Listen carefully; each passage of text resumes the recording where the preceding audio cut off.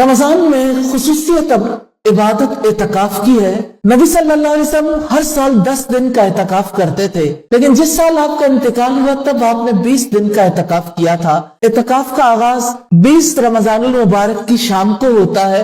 اعتکاف بیٹھنے والے کو مغرب کی نماز سے پہلے ہی مسجد میں آ جانا چاہیے اور فجر کی نماز کے بعد اعتکاف کی جگہ میں داخل ہونا چاہیے۔ شوال کا چاند نظر آتے ہی یا رمضان کے 30 دن پورے ہونے کے بعد اعتکاف کرنے والے کو چاہیے کہ نماز مغرب ادا کر کے اعتکاف کی جگہ سے نکل جائے اور اعتکاف کو ختم کر دے۔ اعتکاف کے دوران مستحب اعمال ہیں نوافل میں مشغول رہنا، اللہ سبحانہ و تعالیٰ کا ذکر کرنا، قرآن مجید کی تلاوت کرنا، توبہ استغفار کرنا، دعائیں کرنا، قرآن مجید میں غور و فکر کرنا، اللہ تعالیٰ کو راضی کرنے کے لیے ہر ممکن کوشش کرنا، لڑائی جھگڑے اور فحش کاموں سے پرہیز کرنا، یعنی فضول گفتگو سے اجتناب کرنا۔